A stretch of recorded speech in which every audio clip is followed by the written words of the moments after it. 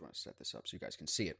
So we've been basically walking through Bitcoin almost every stream since we started this stuff in the beginning of May. We can go back and we can look at the day that Tesla started accepting Bitcoin. We broke through 40K. Tesla stops accepting Bitcoin, and now we're back down to 36K. With the TDI coming into the sell zone, the market sentiment line coming into the sell zone on the 15th, if you would have gotten out of your trade there, if you were long, you would have been out at 46, 45,000. It would have saved you 10,000, 11,000.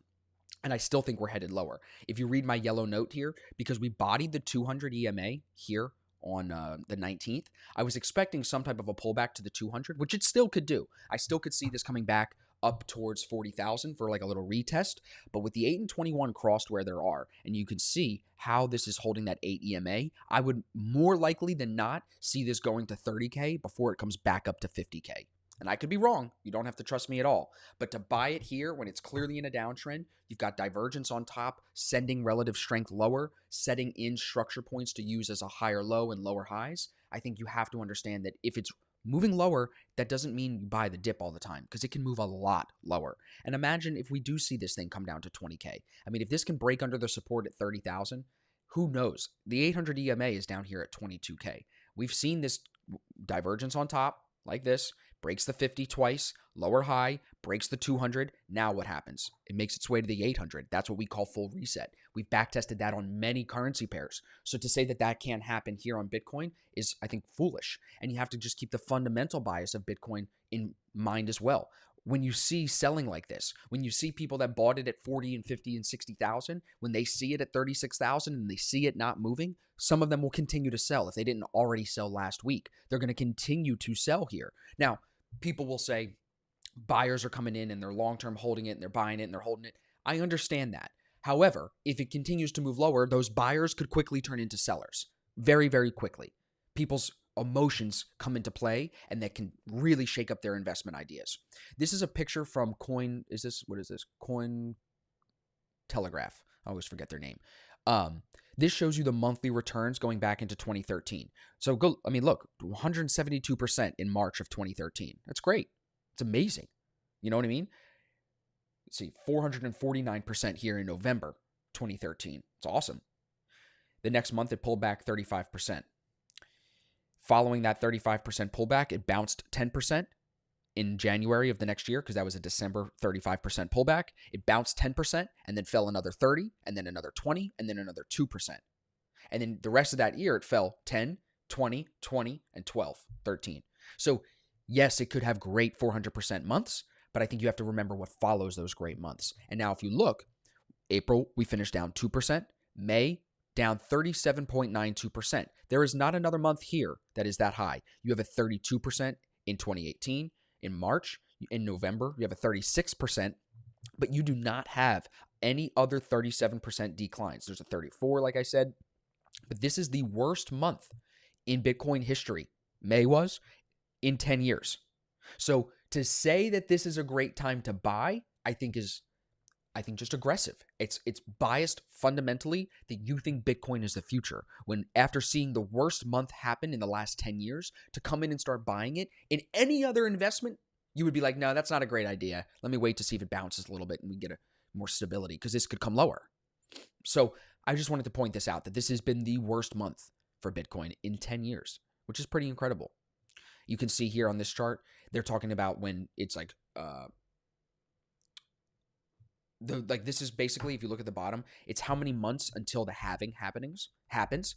And you can see every time it's pushed up, like when it broke over 10K the first time, that was getting closer to that halving. And then as it gets closer and closer and closer to it, it starts to pull back. So as we get closer and closer and closer to the halving, whatever you want to call it, we could see this come back towards the 10,000 level, maybe 12,000.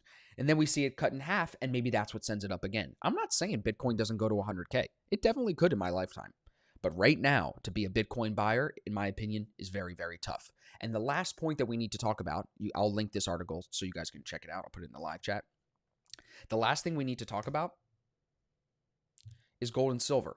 Because what I think you're seeing over the last couple of months, this is the daily chart here, you can see from when we bottomed out and double bottomed at the end of March, April, May, and now into June, you can see This has made a strong move from 1,600 to now 1,900. Probably what you're seeing is an outflow of capital from crypto into traditional investments, stocks, gold, and silver. You can disagree with me. You can agree with me. It doesn't make a difference to me. What makes the most sense is I'm reading price. Same thing on silver. I'm reading price. I know fundamentally when inflation increases, commodities will also increase. And now with crypto losing money, when the crypto market cap goes lower, I think you're seeing that money turn and just be invested back into gold and silver. Someone said Bitcoin's rising popularity will lead to more regulation. The argument about regulation is tough because I think it already is very regulated. It already is tough to not pay taxes when you sell your Bitcoin. So I think if you're doing any substantial transactions over $5,000, $10,000, $15,000, like most of us are doing, I think those transactions are going to be taxed. They're going to come after people that are trying to avoid taxes even harder. Biden's trying to hire 800 IRS workers to come after crypto and tax people more and audit people more, which I'm not a big fan of, but whatever. If they continue to try to do that, all I think it's going to do is make people say, okay, the only thing to do, honestly, so you don't pay capital gains is to loan against your crypto. But not everybody understands that concept of like depositing crypto and then loaning against the value of the crypto in US dollars. Let's say you took a loan against your Bitcoin at 60K. Bitcoin's at 60K and you take a loan in dollars. Okay, when Bitcoin is now 30K, do you still have the same quantity in your loan? Is it still worth the same in US dollars? How does the bank make money on that? Because to me, that would mean your principal just got cut in half. So they charge you less interest? I don't understand that. So I think it is a little bit more of a complicated process when you talk about loaning against your crypto because the value of your crypto can fluctuate so much. Does that increase the interest rate on your loan? Is it a variable interest rate? It's complicated. So I think what most people are probably doing is saying, you know what? Crypto could go lower. It's at 36,000 right now for Bitcoin. Doge is at 31 cents. I don't know if this stuff is coming higher. I'm going to sell it, take my profit, and invest it into gold and silver. Because gold and silver are two investments that you can look back way more than 10 years. I love the Bitcoin bulls. They go, oh, in the last 10 years, if you didn't own Bitcoin, you would have missed out on X% return. I'm like, who the fuck cares about 10 years, bro? Like 10 years is great, but I'm looking to invest for when I'm 40, when I'm 50. That's 20, 30, 40 years.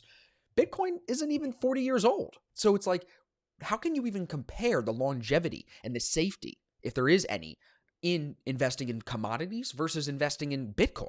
It's just not the same thing yet. When Bitcoin has a 100-year track record, 200-year track record, like gold and silver, then I think we could take that conversation differently. I'll stop saying that. But for right now, all of us will regret not buying enough gold and silver in 20 years. I would, that is the most sure thing that I think about. Again, I'm not giving investment advice. Don't come suing me for that. Do your own research. But I'm personally going to live in that mindset that I will probably regret not buying more now when silver's at 28 and gold's at 1,900. I'll regret not buying more in 20 years because gold is going to be 5, 6, 7,000, maybe more than that.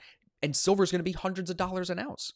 They're printing too much money for it to not be. As they print, and that inflation starts to come in. Remember, we talked about Biden's tax plan last week. As that starts to take an effect, all of that $6 trillion that's coming in the first couple of years, and then the other $2 trillion on the back end, it's $8 trillion to just create more money. As that money starts to get into the economy, consumer prices will continue to rise. Everything will continue to get more expensive, and commodities will continue to rise as long as they're priced in dollars.